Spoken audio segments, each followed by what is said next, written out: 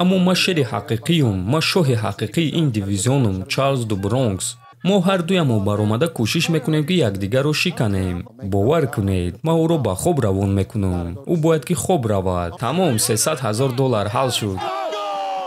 дӯстон, қуръони бепул барои шумо. барои қуръони бепул ба даст овардан аз ширкати шифофармо доруҳои гиёҳӣ харидорӣ кунед ва онҳо ба шумо қуръон ҳадя мекунанд. шумо метавонед ки аз ширкати шифофармо ҳама намуд доруҳои гиёҳиро бо нархи дастрас ва сифати олӣ харидорӣ кунед. доруҳо барои хароб ва фарбеҳшавӣ, барои дарди дил, дарди меъда, пастаҳо барои хунукзадагӣ ва қавӣ кардани мардонагӣ, равғани усма, хилба, равғани сиёҳдона барои ҳамаи дардҳо. худи ҳозир ба номерҳои дар экран буда занг зада доруҳои даркории худро бо нархи дастрас харидорӣ кунед ва ҳамин гуна ҳам доруҳои даркории худро дастрас мекунед ва ҳам соҳиби китоби қуръон мешавед.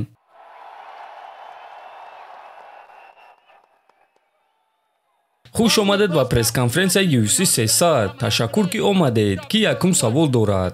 савол ба Алекс. Алекс, ту бо беҳтарин зарбазанҳои ҷаҳон ҷангидаӣ ва барои ман шавқовар аст ки дар байни онҳо ту Ҷамал Хилро чӣ гуна баҳо медиҳӣ? албатта ки ман дар назар дорам ки агар ӯ дар стока бо ту ҷангад. чӣ гунае ки ман дар дигар интервюҳои худ гуфта будум? аз байни рақибони худ ман ӯро дар ҷои чорум мемонам. шояд ӯ исбот мекунад ки ин гуна нест, аммо барои ман ӯ рақиби хуб аст ва ман ӯро дар ҷои чорум мемонам. ҷамал, савол ба ту.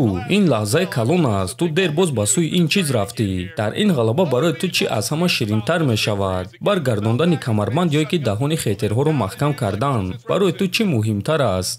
бовар кунед, ман ӯро ба хоб равон мекунам. ӯ бояд ки хоб равад. ман танҳо як натиҷаро дида истодам ва барои ман ягон проблема нест ки ӯ маро дар ҷои чорум мемонад. аммо ӯ мебарояд ва ҳамаи чизро мебинад. ана ман чӣ мегӯм? ӯ мебарояд ва ҳамаи чизро мебинад. шумо медонед ки ман чӣ гуна меҷангам. савол ба чемпиони BMF Ҷастин Гейҷи.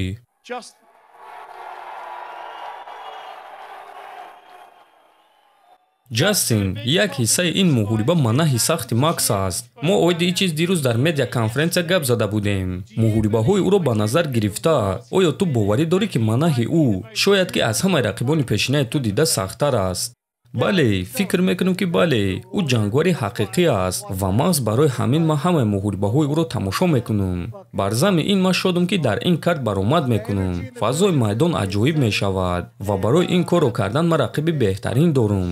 мо ҳар дуямо баромада кӯшиш мекунем ки якдигарро шиканем. фарқ надорад ки ман ба ӯ писандам а ӯ ба ман. вазифаи мо якдигарро шикастан ва барои ҳамин мо дар ин ҷоем. савол ба Макс.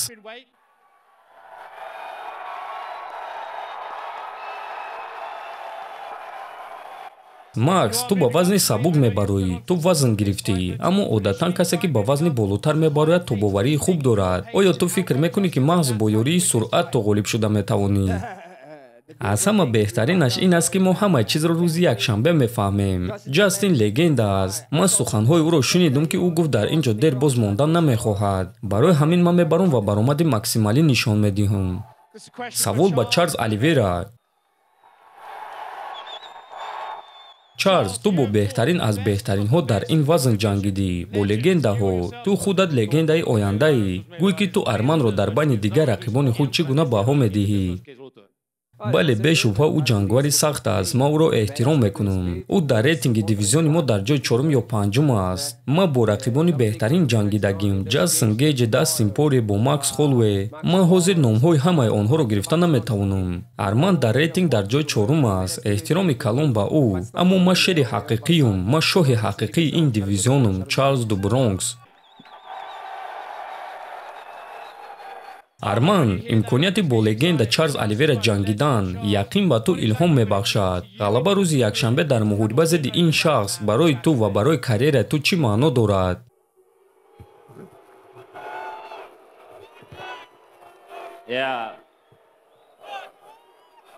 ман ин чизро интизор будам. ман шодам ки дар ин ҷоям. шодам ки барои номзади довталаби асосӣ меҷангам. ва ман барои ӯро шикаст додан максималӣ тайёрам ва ман медонам ки ин корро карда барои камарбанд меҷангам. Дана, Макс ва Ҷастин гуфтанд мехоҳанд ки камарбанди BMF-ро ба онҳо Марк Колман супорад. ҳамин гуна мешавад.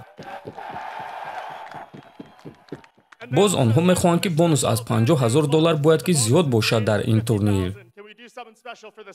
чӣ қадар зиёд? $100,000, 3 баробар зиёд. $100,000, $300,000. тамом, $300,000 ҳал шуд.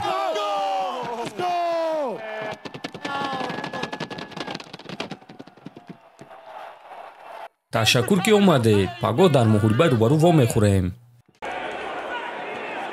First up, two former champions clash in the opener.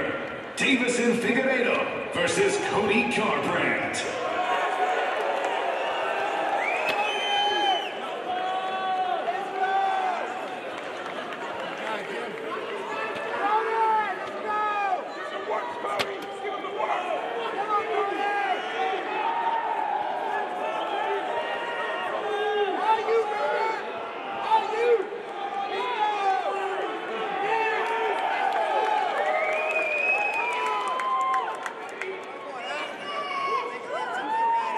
Next up, a pair of absolute legends face off. Bobby King Green versus Jim A10 Miller.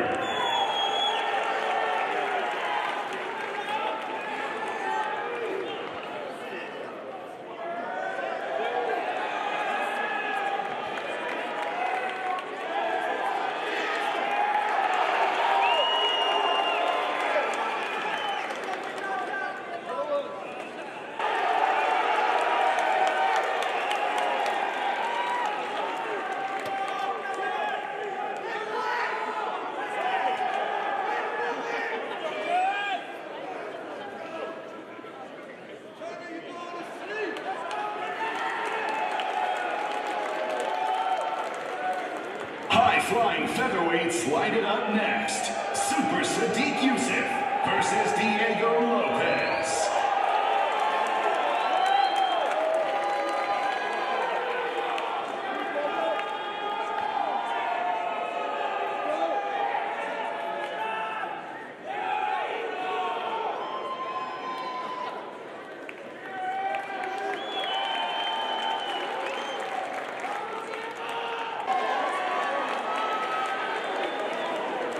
Former bantamweight king Aljamain Sterling makes his UFC featherweight debut against the all-action brawler Calvin Kattar.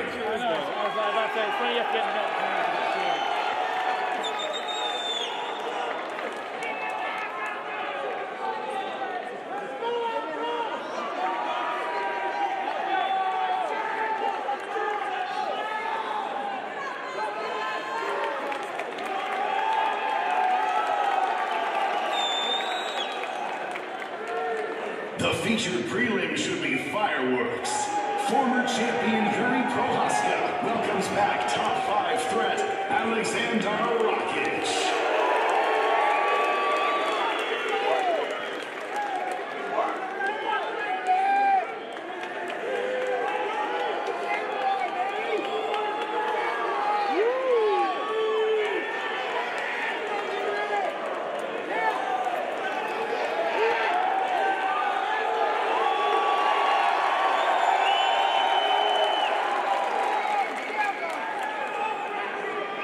In the main card opener, credential wrestling star Bo Nickel looks to keep his impressive run going against Cody Brundage.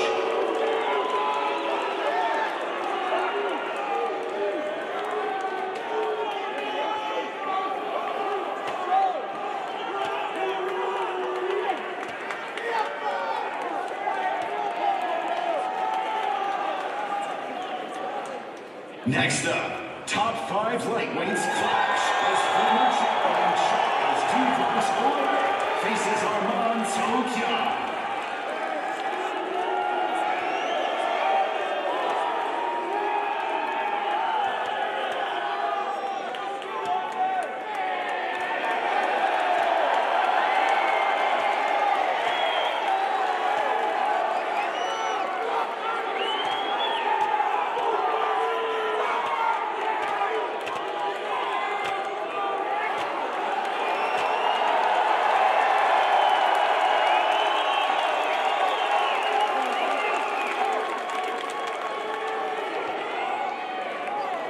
Then, the BMF title is on the line between Justin